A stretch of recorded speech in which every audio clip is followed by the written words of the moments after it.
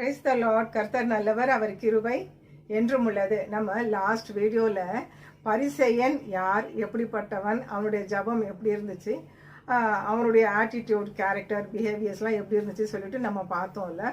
இப்போ இந்த வீடியோவில் நம்ம என்ன பார்க்க போகிறோம் அப்படின்னு சொன்னால், ஆயக்காரன் யார், அவன் எப்படி ஜபம் பண்ணான், அவனுடைய ஜபம் கேட்கப்பட்டதா, அவனுடைய ஆட்டிடியூட், கேரக்டர்ஸ், பிஹேவியர்ஸ்லாம் எப்படி இருந்தது, அவனுடைய ஜபத்துக்கு தேவன் பதில் கொடுத்தாரா, இதை பற்றிலாம் நம்ம டீட்டெயிலாக பார்ப்போம். சத்தியத்தை அறிந்து கொள்ளுங்கள், சத்தியம் உங்களை விடுதலையாக்கும் என்ற வசனத்தின்படியே நம்ம இதெல்லாம் தெரிஞ்சுக்கணும். ஆயக்காரன் யாரு, பரிசேயன் யாரு, வேத பாரகன் யாரு, அவங்களுடைய கேரக்டர்ஸ்லாம் என்ன, அவங்கெல்லாம் தேவனுக்கு பிரியமா நடந்துக்கிட்டாங்களா, இன்னைக்கு இருக்கிற சுச்சுவேஷன் நம்ம நாட்டில் எப்படி போய்கிட்டு இருக்குது, அது எல்லாமே நம்ம தெரிஞ்சுக்கிறது நல்லது தானே. ஆனால் இதெல்லாம் யாருக்கு தெரியல, அந்த வேத பாரகர்களுக்கு தெரியல. அப்படி தெரிஞ்சதெல்லாம் ஒபே பண்ண மாட்டாங்கல்ல. அப்படியே பரிசேயர்களுக்கு தெரியல. அவங்க அவ்வளோ பைபிள் இத்தனைக்கும் சர்ச்சில் ஒரு வைராக்கியமாக அவங்க இருந்து அவங்க எல்லாமே அப்படியே ப்ரீச் பண்ணுறாங்க, பிரசங்கம் பண்ணுறாங்க, ரொம்ப அழகாக விளக்கெல்லாம் கொடுக்குறாங்க, இதை படிச்செல்லாம் காமிக்கிறாங்க. ஆனாலும் இது எதுவுமே அவங்க மனசுக்கு உள்ளே போகலை.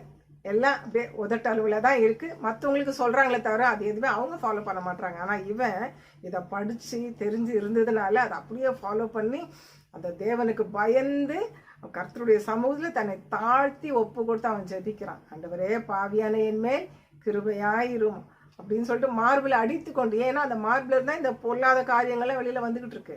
ஒரு சிலருக்கு வெளியில் சொல்ல முடியாத பாவங்கள் இருக்கலாம். மனுஷங்கிட்ட சொன்னால் அது நியூஸ் பேப்பர் மாதிரி பல இடங்களுக்கு ஸ்பீடாக பரவிடும்.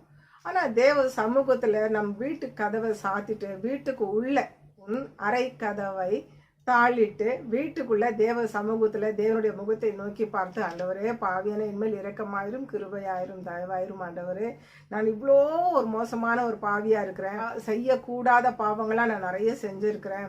பேசக்கூடாத வார்த்தையெல்லாம் நான் நிறைய பேசியிருக்கிறேன். போகக்கூடாத இடத்துக்கெல்லாம் நான் நிறைய போயிருக்கிறேன். யாருக்கெல்லாம் பணத்தை கொடுத்து செலவு பண்ணக்கூடாதோ அவங்களுக்கெல்லாம் அநியாயமாக பணத்தை வாரி கொடுத்துருக்குறேன். வீட்டில இருந்து நிறைய பொருட்கள்லாம் நான் திருடி இருக்கிறேன். இந்த மாதிரியெல்லாம் வேலை ஸ்தலத்தில் இவ்வளோ பாவங்கள் நான் செஞ்சுருக்கிறேன். வீட்டுக்குள்ளேயே நான் நிறைய பாவங்கள் செஞ்சுருக்கிறேன். ஆண்டவரே, என்னை தாழ்த்துறேன், என்னை மன்னிச்சிருங்க, என்னை பரிசுத்தப்படுத்துங்க, எனக்கு ஒரு விடுதலையை கொடுங்கன்னு சொல்லும்போது கர்த்தர் நம்மளுக்கு ஒரு விடுதலையை கொடுக்கும்போது நம்ம ஆவி, ஆத்மா, சரீரம் சேர்ந்து ஒரு விடுதலை உண்டாகும், மைண்ட் ரிஃப்ரெஷ் உண்டாகும். அப்புறம் இந்த பாவ சிந்தனை, பாவ பழக்க வழக்கங்கள், அந்த குற்ற உணர்வு எதுவுமே நமக்குள்ள இருக்காது. 1 பேதுரு 5ஆம் அதிகாரம் 5ஆம் வசனத்தின்படி, தாழ்மை உள்ளவர்களுக்கு தேவன் கிருபை அளிக்கிறார், பெருமை உள்ளவர்களுக்கு எதிர்த்து நிற்கிறார். ஸோ அந்த ஆயக்காரனை போல நீங்களும் உங்களை தாழ்த்தி ஜபம் பண்ணி தேவனிடத்திலிருந்து அளவில்லாத நித்திய கிருபையை கேட்டு பெற்றுக்கொள்ளுங்கள். கர்த்தர் உங்களை ஆசீர்வதிப்பார். Have a blessed day. God bless you. Bye. இன்னும் இந்த வீடியோவை சப்ஸ்கிரைப் பண்ணலைன்னா இப்போவே சப்ஸ்கிரைப் பண்ணிடுங்க, லைக் பண்ணுங்கள், ஷேர் பண்ணுங்கள். கூடிய சீக்கிரம் இதோடைய தொடர் வீடியோவை எதிர்பாருங்க.